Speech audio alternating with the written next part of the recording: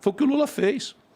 O Lula arrebentou o país criando esse conforto nacional consumista. Foi o Lula ou foi a Dilma no segundo mandato? Não, o Lula expandiu o consumo e criou um passivo externo monstruoso que fechou a conta miraculosamente porque os preços dos produtos brasileiros lá fora estavam bombando.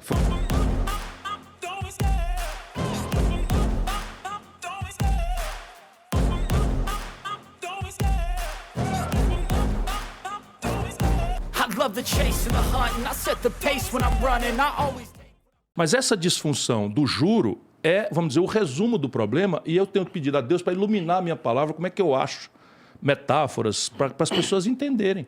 Câmbio. Quer dizer, câmbio. Ora, o povão está nos ouvindo aqui, eu quero saber de câmbio. Na hora do Jornal Nacional dizer que a taxa de câmbio bateu em 4,80 hoje, eu vou no banheiro fazer xixi, porque aquele assunto não me interessa, eu não estou comprando câmbio. Aí é que mora o perigo, né? Tá de verdade muito no pão, no arroz. Tá no pão, tá no arroz, tá no remédio, tá no celular, tá no meio de diagnóstico médico, tá em tudo. E aí eles descobriram essa maravilha de manipular a taxa de câmbio em períodos de véspera de eleição para falsear um barateamento das coisas para ganhar a eleição. Foi o que o Lula fez. O Lula arrebentou o país criando esse conforto nacional consumista. Foi o Lula ou foi a Dilma no segundo mandato? Não, o Lula expandiu o consumo e criou um passivo externo monstruoso que fechou a conta miraculosamente porque os preços dos produtos brasileiros lá fora estavam bombando. Foi uma aposta que deu certo. Para ele, sim. Mas se a gente imaginar... O Brasil deu certo, não deu durante o período dele? Sim, mas é a mesma gente. É o mesmo partido, o mesmo ministro, a mesma pessoa, ele dando as cartas e tal, quebraram o país. Que é como se tu agora fosse o seguinte, eu vou começar a gastar por conta, esqueço minha dívida, vou começar a gastar por conta, e pelas tantas, tu perde a renda. Que é o que aconteceu. O Lula pegou o crédito eu estou falando números para a gente discutir. 15% do PIB era o crédito no Brasil. O Lula expandiu para 55% do PIB. Que maravilha, todo mundo foi ao crediário. Aí é foda, porque alguém precisa pagar isso daí. Aí o que aconteceu? As pessoas perderam o emprego, perderam a renda. Serasa, SPC, 65 milhões de pessoas. O Lula pegou 43 bilhões de reais dos cofres do governo, dinheiro seu, meu, de todo mundo, 43 bilhões de reais, meteu no bolso dos conglomerados de educação privada do Brasil, são os maiores do mundo, meteu no bolso dos caras e deixou no meio um estudante endividado, fiéis. Se gaba. Abrir vaga... Mas o ProUni foi legal. O ProUni também é dinheiro público. É dinheiro público. Fiscal. Mas por exemplo, eu me formei no ProUni. Não faz mal. Eu estou só lhe dizendo o seguinte, que não existe almoço de graça. Com certeza. Então é o seguinte, o que é que você se formou no ProUni? ProUni é uma boa iniciativa, mas o que é? A universidade é uma empresa que ganha dinheiro, que tem lucros astronômicos, boa parte delas, e deve impostos ao governo. Deve FGTS, deve não sei o que e tal. O que é que o Lula fez? Entregou os impostos que deviam ter ido para os cofres públicos para eles em troca de bolsa. Resultado, explodiu no Brasil a Arapuca privada e EAD, esses tudo bem, um camarada, você acabou de dizer, não, eu me formei com o ProUni, legal para você. Agora, e o dinheiro que tiraram da saúde pública? Mas o dinheiro do ProUni, ele vem de... De renúncia fiscal. De renúncia fiscal. Mas assim, para mim, parece, analisando de um jeito burro e leigo, parece ser um jeito rápido de colocar o brasileiro na faculdade sem precisar construir novas universidades. Perfeitamente. Agora, a questão básica é, isso se sustenta? Isso é uma pergunta que precisa ser feita mesmo. Não, mas então, qual é a característica? Poderia usar na educação de base também, porque acho que foi uma coisa também... Qual é a característica? Eu não sou contra, eu estou fazendo uma análise de um modelo que criou uma falsa sensação de conforto, que é essa memória afetiva, e que cobrou depois um preço muito amargo. O país quebrou, a conta veio. Então, a expansão do crédito virou inadimplência das empresas e das famílias. 77,8 de cada 100 famílias brasileiras, estatística permite você fazer 0,8 famílias, mas assim, 77 de cada 100 famílias estão endividadas com recorde de endividamento. Ciro, e esse consumo, na época, conseguiu ser convertido, por exemplo, para um aquecimento da nossa indústria? Não, tudo importado. Destruíram a indústria brasileira manipulando a taxa de câmbio. Porque se aumentou o consumo, porque você falou assim, essa foi uma época boa. Então, acho que depende da análise. Sim, acho que essas famílias que eram pobres, que tiveram um aumento, né, do poder de compra, isso com certeza impactou positivamente a vida delas e tiveram acesso que nunca tiveram. Sim. Mas, ao mesmo tempo, a desindustrialização corroeu o emprego deles. Então, na hora que essa onda passou, essas pessoas ficaram... E aí veio um monte de tentativas de tentar... E dava pra gente manter tudo isso daí e fomentar a indústria brasileira ao mesmo tempo? Essa é a base da minha ideia, da proposta. Eu tô relativamente familiarizado com a tua ideia. Veja, então vamos pegar o exemplo prático. Em 1980, do ponto de vista do tempo histórico, eu estou falando de ontem, tá? Em 1980, 1/3 da riqueza do Brasil era produzido nas indústrias. Por que isso é importante? Porque a indústria paga os melhores salários, recolhe o maior volume de impostos para financiar boas políticas de segurança, de educação, de saúde, isso não é mentira, você dizer que vai fazer isso sem dizer de onde vem o dinheiro, e agrega valor na exportação para o estrangeiro, traz dólares para o país para pagar a conta daquilo que a gente não sabe fazer aqui dentro. Então, indústria é fundamental e a economia moderna do conhecimento, a economia digital, na verdade são serviços ultra sofisticados baseados na indústria. Então, sem essa indústria também você não dá o passo seguinte, que é a economia do conhecimento, do mundo digital, etc, etc. Você não dá esse passo se não tiver a base industrial aqui. Então, em 1980, 1/3 da riqueza do Brasil era industrial. Hoje, caiu para 9%. Porra! Na data, em 1980, presta atenção, irmão, para você ver... Porque um país é uma coisa... para se administrar... Mas, assim, você falou que agora a gente caiu para 9%. 9%. Nós destruímos. A maior destruição. Tem um professor... Foi uma destruição da ou foram indústria outras brasileira. coisas que começaram a dar mais dinheiro? Não, a destruição. Eu vou te dar números para a gente espancar a insônia aí da turma. Tá. Então, veja. A China, nessa data, era 1/6 do Brasil. Só que a China já tinha 800 milhões de habitantes e o Brasil estava ali com 150 milhões de habitantes. Nós éramos muito mais ricos relativamente do que a China. Meu irmão, a China hoje está descambando para 20 vezes o Brasil. Quem está certo, eles ou nós? Foi destruição mesmo da indústria brasileira. Tem um estudo de um professor coreano que identifica como o maior episódio de destruição industrial da história do capitalismo mundial. O que precisa ser feito para destruir as empresas do Brasil? De novo, aquela história. Câmbio, juros são as principais questões. Sistema tributário. Deixa eu te dar o número. Quando você tem um câmbio manipulado, a proporção... Eu quero ver se eu acho um jeito de explicar. Para você é simples. Eu quero ver para a gente subir a favela. Se o povo entender isso, a gente vira o jogo. Quando você não compra dólar, nós já entendemos isso. Mas você compra pão, e pão é feito de trigo. O trigo o Brasil tem que trazer do estrangeiro, paga em dólar. Se o dólar está alto, o pão fica mais caro. O pão fica mais caro. O remédio é trazido do estrangeiro, fica mais caro. O celular fica mais caro. O game fica mais caro. E isso se traduz numa inflação. E aí vem uma inflação que não é de demanda, é de custo. Então, aumenta o custo. Aí eles atiram com juros sem... Enfim, mas vamos voltar aqui. Quando o inverso acontece, quando a minha moeda se valoriza muito, o dólar se desvaloriza muito, eu tenho uma sensação de conforto. Isso pode ser conseguido de duas formas. De uma forma sadia, qual é? Eu tenho um produto industrial poderoso, vendo lá fora, ganho muito dólar. Quando eu ganho muito dólar, a minha moeda se valoriza e eu fico sólido e isso ninguém vai me tomar. Ou eu faço o que eles estão fazendo. Eu boto o juro, de novo. Eu boto o juro lá em cima e aí pego o balanço de pagamento do país e uma montanha de dólar do estrangeiro, que eles chamam de capital motel, só para passar uma noite. No juro brasileiro, que é assim, o mundo lá o juro é negativo, ou seja, se você fosse um americano, você ia tomar dinheiro emprestado no banco e ia pagar 2% de juro ao ano. E no Brasil tu vai ganhar muito mais. Tu paga 50% de juro ao ano se for um credor de primeira linha. Certo? 50%. Mas se tu for no crédito pessoal, tu vai pagar 320% de juros. Isso é tão importante entender o fato de que quando eles aumentam a taxa de juros, com a prerrogativa de que vai vir investimento, vai vir dinheiro. E aí esse dinheiro não vem para abrir nada, não vem para abrir fábrica, nem loja, nem serviço, nem nada. Ele vem para especular no juro brasileiro overnight, ou seja, capital motel. Vem para cá, aplica e vai ganhando juro do Brasil e na hora que tem qualquer soluço, vai embora. E isso é o que explica porque que o Brasil vai e quebra. Tá certo?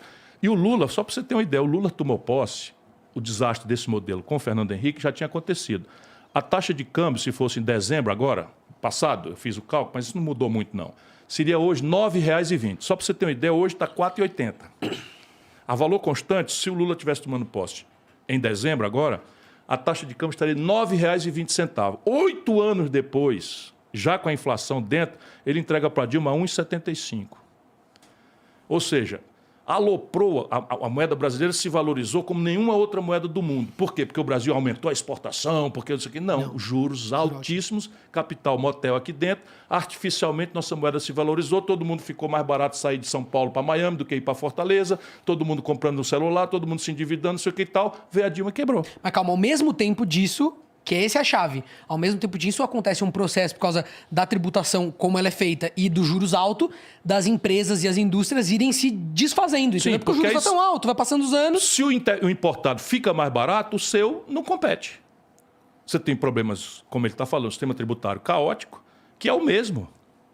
E aí você tem aberrações. Aberrações assim, tipo, no mundo, você tributa mais progressivamente os ricos e menos os pobres. No Brasil é justamente o inverso. Hoje, no Brasil, sem que as pessoas saibam, uma cidadã diarista que está saindo da favela para cumprir uma jornada de trabalho aí, informal, sem carteira assinada, usa o celular, 40% da conta dela é imposto. E um super rico não paga nada. Não, e assim, é muito mais cruel também, porque assim, você está falando de uma conta de celular, mas comprar um shampoo, Sim. eu vou pagar o mesmo imposto que o cara que está fudido pra caralho. Por isso que o mais eficiente seria a gente. Porque eu entendo que quando o imposto... Tem jeito essa porra? Claro que tem. Tem que ter, porque o que acontece? Já é feito em outros países, tá entendendo? Aí Essa questão de colocar o imposto muito no consumo, e aí depois na hora de tributar o lucro, que a gente não tributa das empresas, faz o quê? Até do ponto de vista de quem tá empreendendo, você fala assim, não, eu não vou ficar comprando computador, não vou ficar comprando... Eu não vou enriquecer o serviço que eu presto. Eu vou querer tirar tudo limpo, o máximo possível, sucateando o serviço, fazendo o mínimo. Porque daí eu tiro tudo limpo e aí nisso não incide o imposto, né, no lucro, e eu vou embora com o meu dinheiro. Bom, é que assim, eu entendo esse pensamento, não acho que... Eu espero que ele não seja tão comum quanto a gente está fazendo parecer. É que Não, é uma coisa desculpa. inconsciente. Tecnicamente, essa é a grande chave do Brasil. Tecnicamente, não tem mistério.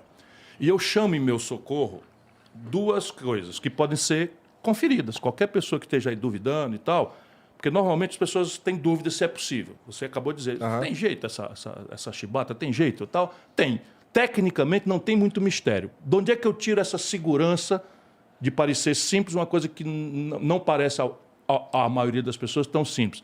De duas coisas, a literatura, né, e as melhores práticas internacionais. Então, ao invés de eu inventar a roda... Mas e vontade política, aí Cirão? vem o problema. O nosso problema é a política. De novo, o modelo de governança política. Com certeza, mas isso daí, assim, a gente não... É um problema que a gente tem, que a gente não... Caralho, eu não acho que a gente vai mudar essa porra. Vamos dizer que você ganha a eleição agora. Pronto. Não muda. Qual é a proposta? Muda. Não muda. Quer ver? Vou te dizer não muda como. porque tu vai ter que enfrentar tanta gente lá, Não cara. tem problema. Deixa eu te dizer... A única coisa, eu acho que se o Ciro for eleito, como ele fica falando disso o tempo todo, no mínimo vai ter uma massa de pessoas, uma certa representatividade na sociedade. É o que eu tento acreditar. Porque esse é o pensamento. Se as pessoas não estiverem por dentro, eu tenho até uma pergunta sobre isso, que é a questão da esquerda e da esquerda. Eu sinto que a esquerda moderna, jovem brasileira, óbvio que não é todo mundo, mas é uma porcentagem dela, ela é muito estética, ela discute, a discussão da esquerda está muito em pautas identitárias, são importantes e tudo, mas quando você quer discutir isso, eles fogem, ou eles não sabem, ou eles não se interessam, você tá entendendo? Enquanto que a direita jovem... Tô falando de uma galera que eu assisto no TikTok, inteligente, umas pessoas que leem, tal. Eu sinto que eles, por mais que estejam equivocados em algumas coisas, é uma sensação minha, queria até saber se é uma sensação sua. Correto. Eles são mais interessados nos problemas práticos, é o que eu vejo. Sim. Eu acompanho gente de esquerda e gente de direita, minha timeline é uma loucura. Sabe? É um retrato da democracia, porque tem de tudo. As pessoas de direita, elas estão falando, equivocadamente muitas vezes, eu acredito, mas estão querendo entender. Pô, mas por que o Brasil... O que tá acontecendo? Tô falando da juventude bem intencionada, né? Não dos... Então isso aí a gente jogando fora... Não. A gente jogando fora rótulos, por exemplo. É de direita, é fascista. Isso, eu tô nada falando... disso. Eu tô falando... baboseira completa. A esquerda, quando vai falar com o Ciro, eu vejo, eles nunca... E não é só com o Ciro, com qualquer coisa. Eu sinto que hoje em dia, é uma crítica minha, e eu não encontro pares muito pra falar, gente, a gente tem que ser uma esquerda consciente de saber que o problema do Brasil, tudo bem, é moral, é ético, tem a questão questão identitária enfim, que é importante. Mas o Brasil a gente tem outros problemas. Mas, gente, como que a esquerda não tá vocalizando o problema absurdo de ter uma elite vivendo de uma taxa de juros que não é praticada no planeta inteiro? Ah, não, mas a esquerda tá preocupada. Por quê? Porque isso traz fama, porque isso é um papo muito mais palatável. É a minha opinião.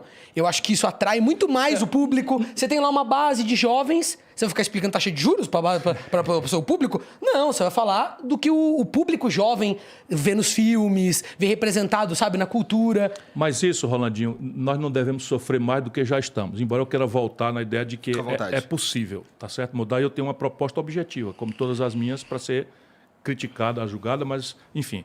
Mas isso é um fenômeno que acontece internacional. Quando morre o marxismo-leninismo como prática revolucionária, extingue-se a União Soviética, cai o Muro de Berlim, não é? Você tem uma desmoralização daquele manual do revolucionário, que bastava você aprender ali 4 slogans e você tinha uma segurança religiosa. Eu sou dessa geração. Eu era crítico, mas para ser crítico, eu tinha que estudar. Eu tinha que ler Karl Marx, eu tinha que entender aquela porra difícil pra cacete, que é um livro difícil de entender, e perguntar aos professores, para ser crítico. Porque era uma geração que era induzida a aprofundar se tivesse interesse no apetite da militância. Hoje os caras não concordam, não lê e foda-se. E foda-se, e acabou, e pronto. Não tem gente que diz que a Terra é plana e acabou. Pronto. Esses são os tempos. Mas é o terraplanismo econômico. Mas eu só quero dizer o seguinte, então no mundo o que acontece? Cai isso e simultaneamente emerge no Oriente um produto industrial altamente tecnológico, também que era monopólio do Ocidente, do Atlântico Norte, Estados Unidos e Europa Ocidental. Só que esse produto europeu vinha onerado, porque ali era o teatro da Guerra Fria. Ali é que as ogivas nucleares estavam apontadas. Então está aí essa porcaria acontecendo de novo, que a Europa não aprende nunca. Estava ali. Então eles desenvolveram uma espécie de sincretismo entre o socialismo e o liberalismo, o capitalismo, que é a social-democracia, o welfare state.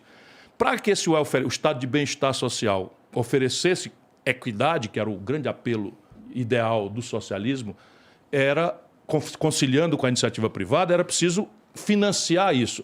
E esse financiamento ficou muito caro.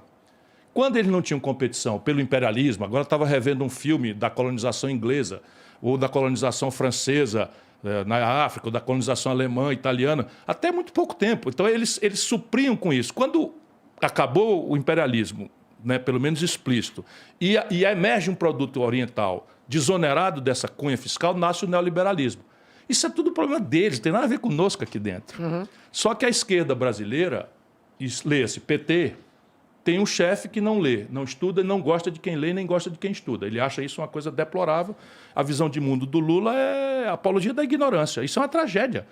E aí fica todo o pensamento acadêmico, os cientistas, os jovens, os intelectuais, etc., os artistas, todos replicando pelo ideário simbólico de um operário que veio retirante do sul, do Nordeste e tal. E o mundo foi mudando de forma sofisticada e a gente imitando, no melhor hipótese, isso que você está falando. De onde é que nasce isso? É da esquerda do Partido Democrata norte-americano, que não podem discutir mudanças estruturais no modelo, não é? E então tem que dar um ideário para quem tem espírito de solidariedade com os mais fracos, os desvalidos. Então vem toda essa agenda identitária. Copiaram com casca e tudo, e aqui dentro colidiram com a moral popular de uma forma chocante. Ou seja, não existe...